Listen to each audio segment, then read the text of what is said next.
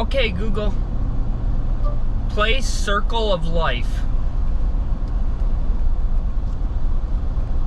Alright, Circle of Life by Carmen Twilly. Here it is on YouTube Music.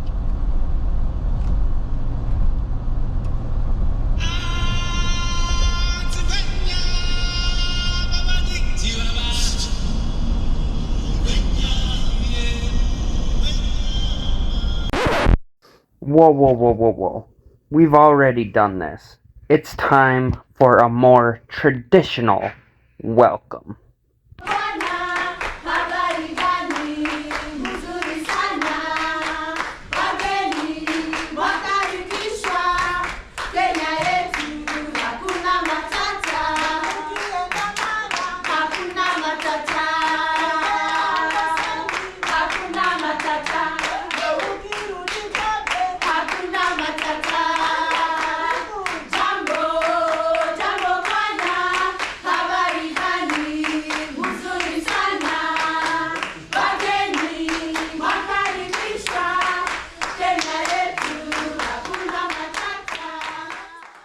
So one of the most common questions that I got was, why Kenya?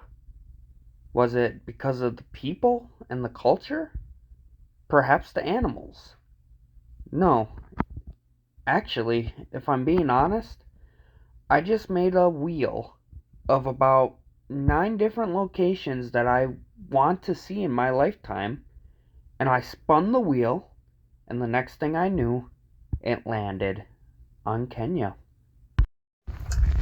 Here we are, guys, the first hotel of the trip. So I was actually one of the first people, me and Ava, on the trip here.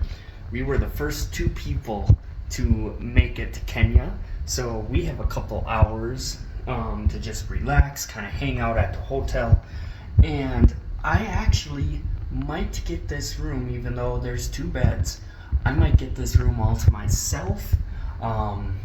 It depends. There's one person that may be my roommate, so I might have one roommate, I might not. I won't know until the end of the day. It's a game of will they show up. So let me show you guys around the room here. Kind of small, but actually a pretty cool room. And oh my god, you guys, they have doorbells. I have never seen hotel rooms, like the rooms themselves, have doorbells. But check this out. So kind of like Europe, you have to put your key card into the light switch, I guess you could say. And once that's put in, the lights and everything will light up.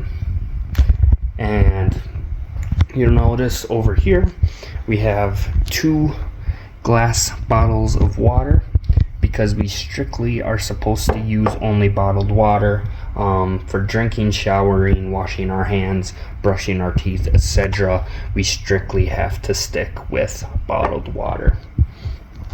And then of course the 2 beds that you guys already saw. We do have a room that's kind of connected, but that's locked up, so no one could access our room.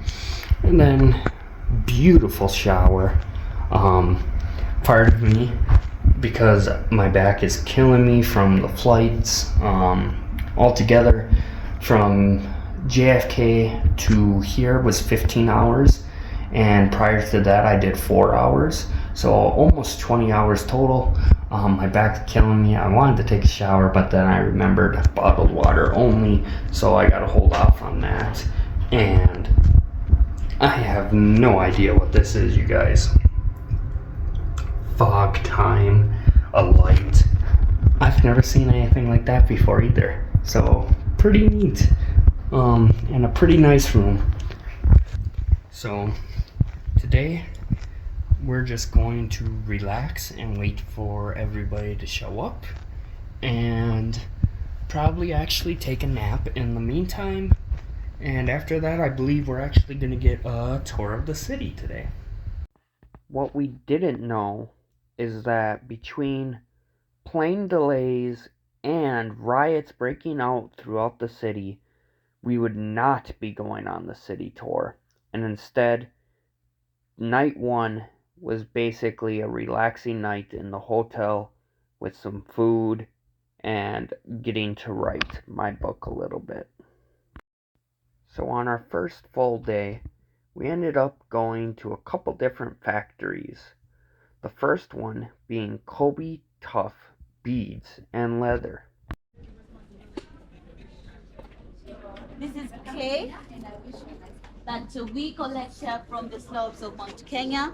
So when we get our clay, we're gonna soak it inside this drum. We mix it together with water. We mix together with some hardeners, and this is how the clay looks like. It has all the impurities. It has sticks, stones, grass, and that's why we need to sieve this clay to get rid of all those impurities. And once we sieve the clay, we will pour it there for it to dry and drain the excess water for like 3 to 4 weeks, depending on the weather pattern. And then once the clay is ready, it will be collected from there, stored in those blue drums so that it can retain its moisture. Just we don't store the clay properly, it ends up becoming hard, and then we would have to repeat the whole process. All right, and then once we have the clay ready, we now distribute it to the ladies, where they'll now start rolling the clay into different shapes. Very good. Any question? All right, so we'll proceed to the making department. The ladies here are going to use some molders to size the clay so that all the shapes that they roll will actually be of the same size, and they're going to use a knitting needle to put a hole through when the clay is still wet. Alright? Then later on, you can dry the shapes for like 3 or 4 hours because we're trying to save on electricity. Because after that, it goes to the kiln for the fast firing, and now this is what we get after the fast So these ones, they are now ready for glazing. I'll show you where we do the glazing part, but before that, just take a look around and see the different shapes that the ladies are making, and then we'll proceed to the next process. And then dip them inside the solution. Takes a few seconds, and then it dries up. And at times we might need patterns like the zebra pattern, the giraffe pattern. So all those patterns are going to be hand glazed one by one, and then loaded inside the oven where they bake for 8 hours at 1,000 degrees Celsius. So once we flow the kiln, I'll get to show you what we have as our end product. We are going to bake for 8 hours at 1,000 degrees Celsius, and it will carry like more than 5,000 beads. And as you lay them inside, you separate them from one another one by one, so that they don't stick on each other as they bake. And it will take like 3.5 hours to fill in the kiln. And once we offload the kiln, we now have our beads ready at the table, depending on the glazes that we put on them. And how long will it take the lady we've got the tiny animals, waist beads together with the anklets. And then the belts that are made of macrame design. We've got the Maasai earrings. And then lastly, we have the wall hangings. We'll get to see the final piece of it once we get to the shop. Do we have any question? All right, so if there's no question, we'll go back to the making department. We're gonna have a small welcoming song for you guys and then proceed to the shop. Oh, wow.